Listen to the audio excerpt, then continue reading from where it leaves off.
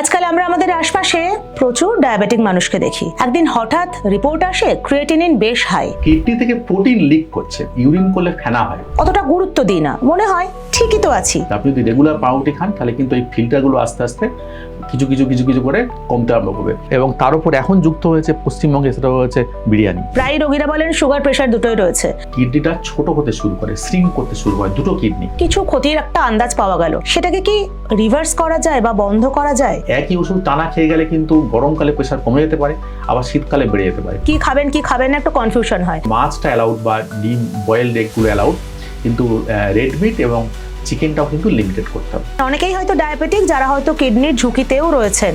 Smoking করলে অবশ্যই বন্ধ করবেন। ডাক্তারের পরামর্শ ছাড়া ব্যথার ওষুধ বা অ্যান্টিবায়োটিক খাবেন না। আজকাল আমরা আমাদের আশপাশে প্রচুর ডায়াবেটিক মানুষকে দেখি। তাদের মধ্যে অনেকে ভীষণ নিয়ম মেনে চলেন, আবার কেউ কেউ বলেন একটু উল্টোপাল্টা খেলে কি আর হবে। এই একটুর আড়ালে কিন্তু একটু একটু করেই নিঃশব্দে ক্ষতি হতে থাকে শরীরের আরও একটা গুরুত্বপূর্ণ অঙ্গের, কিডনি। একদিন হঠাৎ রিপোর্ট আসে ক্রিয়েটিনিন বেশ হাই। তারপর ভয়, দৌড়ঝাঁপ এবং একটা প্রশ্ন, এটি কি আগে আটকানো যেত না? দ্য ওয়ার্ল্ড আরোগ্য নতুন হেলথ টকে আজ আমি তিয়াস সেই উত্তরই খোঁজার চেষ্টা করব। আমার সঙ্গে রয়েছেন বিশিষ্ট ডায়াবেটোলজিস্ট এবং endocrinologist doctor Ashish Mitra. Welcome doctor. এই যে ডায়াবেটিসের সঙ্গে একাধিক অঙ্গ প্রত্যঙ্গ জড়িয়ে আমরা জানি, তো আমরা প্রায় শুনি ডাক্তারবাবুরাও বলেন সুগার বেশি বাড়তে দেবেন না, চোখটা খারাপ হয়ে যাবে বা আপনার হার্টে এফেক্ট পড়বে। ঠিক তেমনই কিডনি।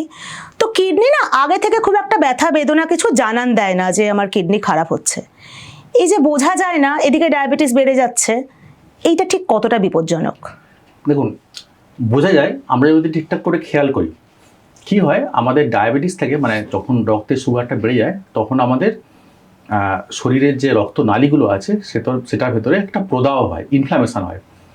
তো আমাদের কিডনির ভেতরেও আছে, রক্তনালী আছে যেগুলো কিডনিকে ব্লাড সাপ্লাই করছে। ও সেগুলো আস্তে আস্তে ক্ষুদ্রাতি ক্ষুদ্র মানে খুব ছোট ছোট আর কি রক্তনালীগুলো, তো সেগুলোর ভেতরে প্রদাহ হতে হতে সেগুলো আস্তে আস্তে ছোট হয়ে যাচ্ছে এবং তার কিডনির সার্কুলেশনটা কমে যাচ্ছে। এটা একটা কারণ। আরেকটা হচ্ছে যে কিডনি থেকে প্রোটিন লিক করছে, সেটাও ডায়াবেটিসের কারণে। তো এই দুটো কারণে আমাদের মেনলি কিডনিটা খারাপ হয়। একটা হচ্ছে আমাদের কিডনির প্রদাহ হচ্ছে, সার্কুলেশন কমে যাচ্ছে এবং কিডনি থেকে প্রোটিন লিক করছে। তো এই দুটোর কারণে কিন্তু কিডনিটা খারাপ হয়। হ্যাঁ, আপনি যেটা বলছেন যে একদম আর্লি স্টেজ হয়ে যায় না, কিন্তু প্রথম যে স্টেজটা হয় সেটাতে আমরা অনেক সময় খেয়াল করি না। সেটা হচ্ছে যে ইউরিন করলে ফেনা হয়। আচ্ছা। তো অনেকে এটাকে ঠিক গুরুত্ব দেন না, ভাবেন হয়তো প্যানিক করছেন, অন্য কোনো কারণে হচ্ছে, বা কোনো ডিটারজেন্ট দিয়ে পরিষ্কার করেছেন তাই সেই কারণে হচ্ছে, বা জল কম খাচ্ছেন বলে। হ্যাঁ, জল কম খাওয়া একটা কারণ হতে পারে, কিন্তু কারোর যদি রেগুলার ঘুম থেকে উঠলে আর্লি মর্নিংয়ে ফার্স্ট ইউরিন করলে এমন ফেনা হচ্ছে যেটা ফ্লাশ করার পরেও যাচ্ছে না, তাহলে কিন্তু বুঝতে হবে যেটা ইউরিন থেকে ডেফিনিট প্রোটিন লিক করছে এবং এই স্টেজেই সতর্ক হওয়াটা খুব জরুরি। এই ডায়াবেটিস তো এখন আমাদের লাইফস্টাইলের সঙ্গে জড়িয়ে গেছে। তো আমাদের কি হয়, ডায়াবেটিসও আছে, একটু খাওয়া দাওয়া কন্ট্রোল, একটু ওষুধ, অতটা গুরুত্ব দিই না, মনে হয় ঠিকই তো আছি। এই ঠিক আছির পেছনেই কিডনি অবধি সমস্যাটা পৌঁছচ্ছে। এবার এই যে রক্তের চিনি এবং কিডনি, এই দুটোর মেকানিজমটা ঠিক কি? যে আপনি বললেন প্রোটিন লিক বা কিছু, ধাপে ধাপে যদি একটু বুঝিয়ে বলেন ঠিক কি ঘটে। দেখুন, এটা আপনি যদি অ্যালাউ করেন তাহলে আমি একদম বেসিক থেকে বলছি। আমাদের কিডনি কি ফাংশন? আমাদের কিডনি হচ্ছে যে শরীরের রক্তটাকে ফিল্টার করে, দুদিকে দুটো কিডনি আছে এবং প্রত্যেকটা কিডনিতে প্রায় 1 থেকে 1.5 মিলিয়ন ফিল্টার আছে। আচ্ছা। এটা কি করে, কিডনি আমাদের রক্তটাকে 99% ফিল্টার করে, 1% ওয়েস্ট প্রোডাক্ট বার করে দেয়। এইবার আমাদের নিজেদের অভ্যাসের জন্য কিছু কিছু আমরা জিনিস খাই বা ব্যবহার করি যেগুলো কিডনি কিন্তু বার করতে পারে না।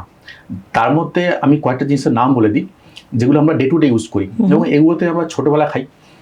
এইবার কি হয়, যেহেতু 1 থেকে 1.5 মিলিয়ন ফিল্টার আছে, তার মধ্যে ধরুন 10,000 ফিল্টার খারাপ হয়ে গেল, সেটা আমরা বুঝতে পারবো না। হ্যাঁ, যখন এটা প্রায় অর্ধেক ফিল্টার খারাপ হয়ে যাবে, হ্যাঁ মানে 1.5 মিলিয়নের হাফ খারাপ হয়ে যাবে, তখন কিন্তু সিমটমগুলো শুরু হবে। কেন কিডনির প্রবলেমটা হয়? আমাদের ডে টু ডে যে খাবারগুলো আছে তার মধ্যে কিন্তু কিডনির বিষের সমস্যা আছে। ফার্স্ট হচ্ছে পাউরুটি। পাউরুটি আপনি দেখবেন যে এই যে সফটনেসটা হয়, ইভেন এই এক্সপায়ারি ডেটের পরেও দেখবেন পাউরুটির সফটনেসটা আছে।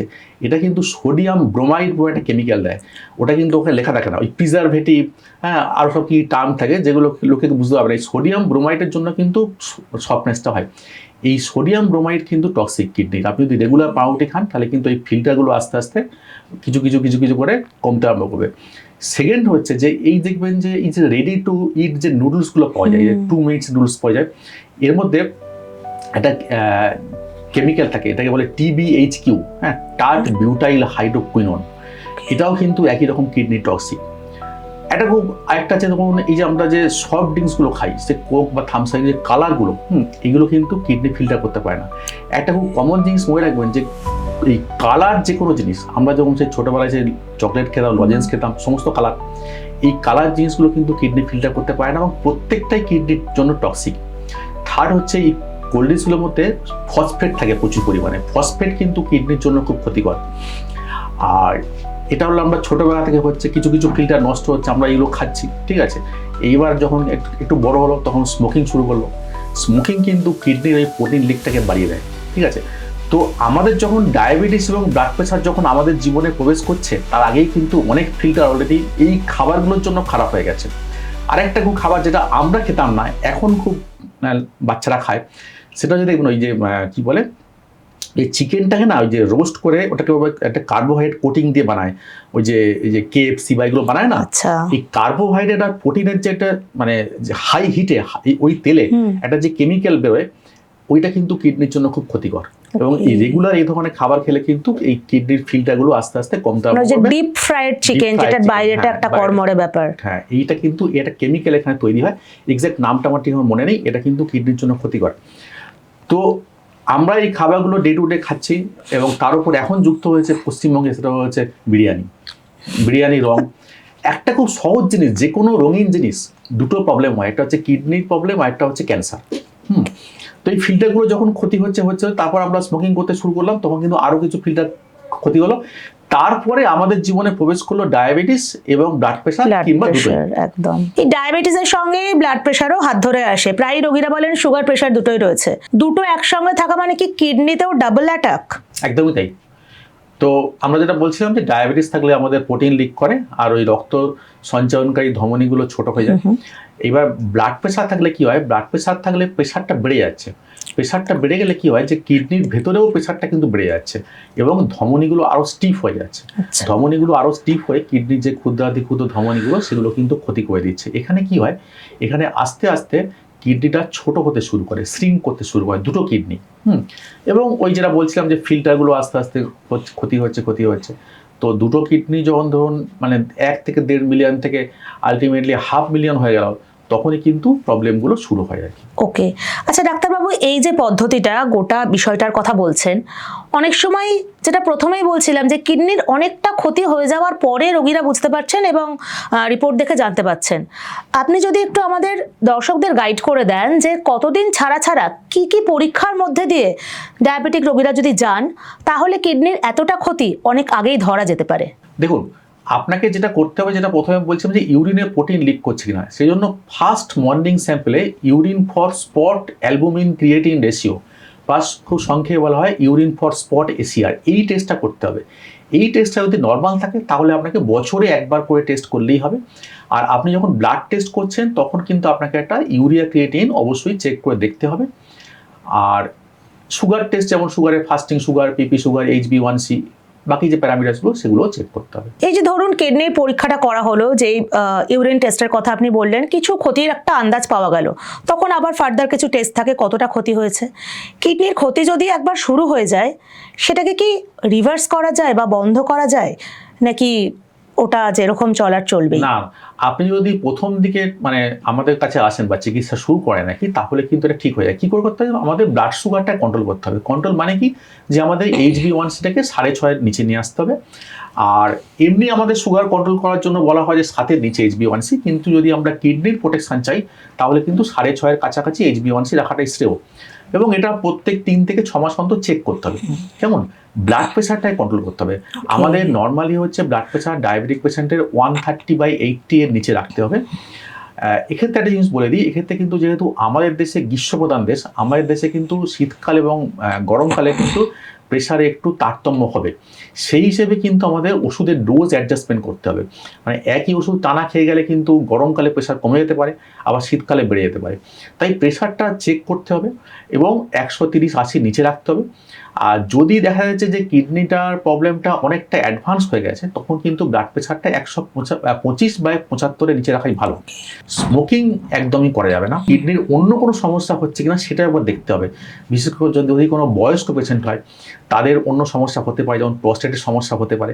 এটা খুবই সহজে বোঝা যায়। একটা আলট্রাসোনোগ্রাফি করলে, কিডনি ইউএসজি, কেইউবি করলে, কিডনি বেটার ব্লাডার প্রস্টেট করলেই আর কি আমরা বুঝতে পারবো যে কোনো অবস্ট্রাকশন হচ্ছে কিনা।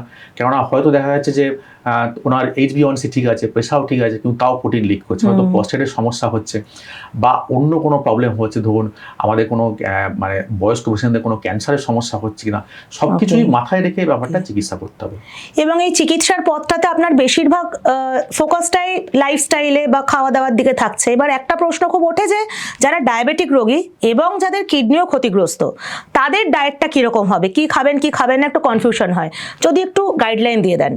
হ্যাঁ, এমনি যেরকম ডায়াবেটিসের জন্য আমরা যেগুলো বলি সেগুলো তো খেতেই হবে, যেমন ধরুন মিষ্টি খাওয়া বারণ, বা ধরুন কার্বোহাইড্রেটটা কম, প্রোটিনটা বেশি, হ্যাঁ, আর ফ্যাটটা লিমিটে রাখি।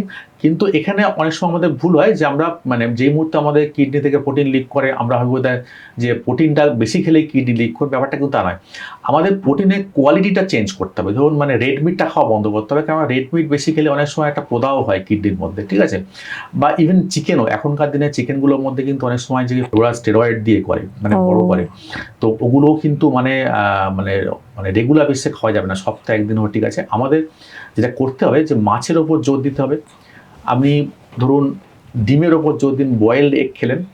আরেকটা হচ্ছে যে আমাদের ভেজিটেবল প্রোটিনগুলো বাড়াতে হবে। ধরুন আপনি সোয়াবিন খান, রাজমা খান, কি ছোলা বাদাম, এই জিনিসগুলো খান। মানে আমাদের ভেজিটেবল প্রোটিনের অ্যামাউন্টটা বাড়াতে হবে, আর অ্যানিম্যাল প্রোটিনটা আমাদের কম করতে হবে। কেমন? তার মধ্যে মাছটা অ্যালাউড, বা ডিম বয়েলড এগগুলো অ্যালাউড, কিন্তু রেড মিট এবং চিকেনটাও কিন্তু লিমিটেড করতে হবে। ওকে, মানে প্লান্ট বেসড প্রোটিনে একটু বেশি জোর দিতে হবে।